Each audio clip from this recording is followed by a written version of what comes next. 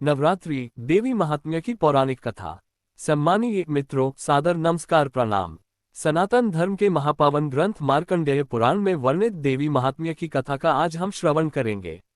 जब असुरों का आतंक बढ़ा और देवता भी असहाय हो उठे, तब त्रिदेवों के तेज से प्रकट हुई आद्याशक्ति मां दुर्गा।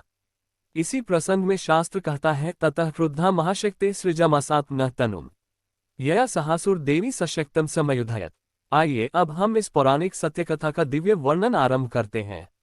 सनातन धर्म की परंपरा में नवरात्रि एक ऐसा पर्व है जिसमें भक्ति, श्रद्धा, साधना और विजय का संदेश समाहित है। 9 दिन और 9 रातें माता दुर्गा के 9 स्वरूपों की आराधना में अर्पित की जाती हैं। ये केवल अनुष्ठान नहीं, बल्कि पौराणिक सत्य और आध्यात्मिक साधना का महान प्रतीक है। नवरात्रि का मूल आधार मार्कंडेय पुराण का वह प्रसंग है जिसे देवी महात्म्य या दुर्गा सप्तशती कहा जाता है। ये ग्रंथ न केवल एक धार्मिक ग्रंथ है, बल्कि शक्ति उपासना का प्रामाणिक शास्त्र भी है, जिसमें देवी की महिमा, असुरों पर उनकी विजय और भक्तों के लिए उनका करुणामय रूप वर्णित है। कथा के अनुसार त्रेता युग के एक समय में असुरों का आतंक बढ़ गया। विशेषकर महिषासुर नामक दैत्य ने अपनी तपस्या और वरदान से अपार शक्ति प्राप्त कर ली। ब्रह्मा जी से वरदान पाकर महिषासुर का अहंकार 7वें आसमान पर था। उसने देवताओं को युद्ध में पराजित कर दिया और स्वर्गलोक पर अधिकार जमा लिया। इंद्रासन से देवताओं को खदेड़कर स्वयं स्वर्ग के राजा के रूप में विराजमान हो गया। उस समय समस्त लोकों में भय, अंधकार और अन्याय का साम्राज्य फैल गया। देवता अपनी असहाय स्थिति में ब्रह्मा, विष्णु और महेश के पास पहुंचे और प्रार्थना की, हे त्रिदेव, आपने ही महिषासुर को वरदान दिया था कि उसका वध केवल स्त्री के हाथों होगा। अब वही दैत्य समस्त लोकों का स्वामी बन बैठा है। हमारी रक्षा कीजिए, धर्म और सत्य की रक्षा कीजिए। त्रिदेवों ने जब देवताओं की करुण पुकार सुनी तो उनके क्रोध और तेज से दिव्य प्रकाश की धारा प्रकट हुई। ब्रह्मा, विष्णु और महेश के तेज के साथ इंद्र, वरुण, यम, कुबेर और अन्य देवताओं के तेज मिलकर एक अपूर्व ज्योति बनी। वह दिव्य प्रकाश संगठित होकर एक अद्भुत रूप में परिणत हुआ। उस ज्योति से प्रकट हुई आदिशक्ति महादेवी दुर्गा। उनका स्वरूप तेजों में था। उनकी दिव्य आभा से तीनों लोक प्रकाशित हो उठे। देवताओं ने अपने अपने दिव्य अस्त्र शस्त्र उन्हें अर्पित किए। शंकर जी ने उन्हें त्रिशूल प्रदान किया, विष्णु ने चक्र दिया, अग्नि ने शक्ति दी, वायु ने धनुष बाण दिए, इंद्र ने वज्र सौंपा, वरुण ने शंख दिया, यमराज ने दंड प्रदान किया और कुबेर ने गदा दी। पर्वतराज हिमालय ने उन्हें सिंह प्रदान किया जो उनका वाहन बना। इस प्रकार देवी दुर्गा शस्त्रों से सुसज्जित होकर सिंह पर आरूढ़ हुई और असुरों के संहार के लिए प्रस्थान किया।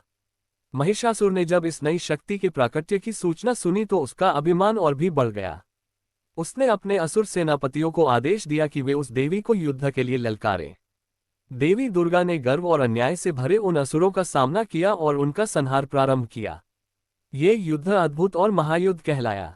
देवी महात्म्य में वर्णन आता है कि देवी के विभिन्न अंगों से उनकी सहायक शक्तियां प्रकट हुई। ब्रह्माणी, माहेश्वरी, कौमारी, वैष्णवी, वाराही, नरसिंही, औषधिरूपिणी और अन्य मातृकाएं, ये सब देवी की सहायक सेनाएं बनकर महिषासुर की असुर सेना से लड़ी। युद्ध का वर्णन अत्यंत भीषण है। असुर लाखों की संख्या में आए, परंतु देवी के अस्त्र शस्त्रों के आगे उनका टिकना असंभव था। कभी वे अपने त्रिशूल से असुरों का नाश करती, कभी चक्र से, कभी शंख ध्वनि से समस्त दिशाओं में भय उत्पन्न करती। उनके सिंह की गर्जना मात्र से असुर सेनाएं विचलित हो उठी। ये युद्ध 1-2 दिन का नहीं था। लगातार 9 दिन और 9 रातें युद्ध चलता रहा। प्रत्येक दिन देवी दुर्गा अपने अलग अलग रूपों से असुरों का संहार करती रहीं। यही कारण है कि नवरात्रि में 9 स्वरूपों की पूजा की जाती है। पहले दिन देवी शैलपुत्री के रूप में पूजी जाती हैं। वे पर्वतराज हिमालय की पुत्री हैं और साधकों को स्थिरता और शक्ति प्रदान करती हैं। दूसरे दिन ब्रह्मचारिणी के रूप में, जो तपस्या और संयम की प्रतीक है। तीसरे दिन चंद्रघंटा के रूप में, जिनके मस्तक पर घंटाकार अर्धचंद्र है और वे युद्ध के लिए तत्पर रहती हैं। चौथे दिन कुष्मांडा रूप में, जिनसे संपूर्ण सृष्टि की उत्पत्ति हुई। पांचवें दिन स्कंदमाता रूप में, जो भगवान कार्तिकेय की माता है। छठे दिन कात्यायनी रूप में, जिन्होंने महिषासुर के संहार के लिए जन्म लिया। सातवें दिन कालरात्रि, जो अंधकार का नाश करती है और भय को दूर करती है।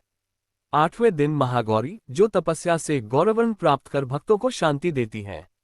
नवें दिन सिद्धिदात्री, जो सभी सिद्धियों और मोक्ष की दात्री है।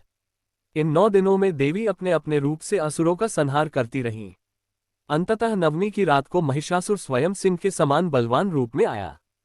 कभी वह भैंसे का रूप लेता, कभी मनुष्य का, कभी हाथी का। उसका रूप बदल बदल कर युद्ध करना असंभव बना रहा था। तब देवी ने कहा, हे दुष्ट, तू रूप बदलकर मेरे भक्तों को धोखा दे सकता है, पर मेरी शक्ति से नहीं बच सकता। इतना कहकर देवी ने अपने त्रिशूल से महिषासुर को भेदा और अपने चरणों से उसके भैंसे रूप को दबाकर उसे मृत्यु का वरण कराना पड़ा। देवी महात्म्य के श्लोक 3.29-30 में आता है। नवम्या च महादेवी महिषासुरमर्दिनी चक्रेण सुरदेह तम छित्त्वा भूमौ पपाथ। अर्थ, नवमी के दिन महादेवी ने महिषासुर का वध किया। इस प्रकार 9 दिनों के युद्ध के उपरांत देवी ने अधर्म और अन्याय का अंत कर दिया।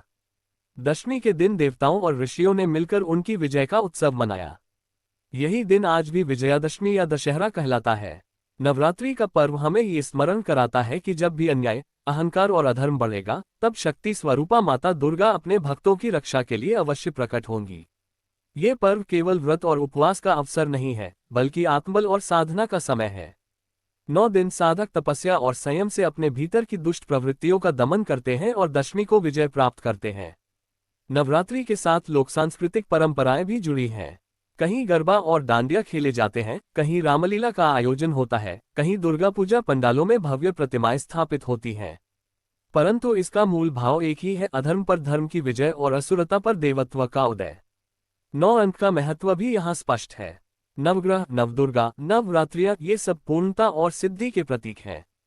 इसीलिए नवरात्रि का पर्व 9 दिन और 9 रातों तक चलता है। मार्कंडेय पुराण का ये प्रसंग आज भी भक्तों के लिए प्रेरणा है। जब जब जीवन में कठिनाई और अंधकार आता है, तो हम माँ दुर्गा की शरण में जाकर यह विश्वास रखते हैं कि सच्चे मन से की गई भक्ति और साधना से हर बाधा पार की जा सकती है।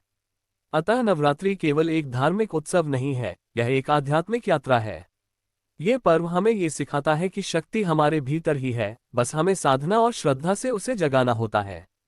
प्रिय दर्शकों, इस प्रकार मार्कंडेय पुराण में वर्णित देवी महात्म्य की पावन कथा हमें ये शिक्षा देती है कि अधर्म और अन्याय कितना ही प्रबल क्यों न हो, सत्य और शक्ति की विजय निश्चित है।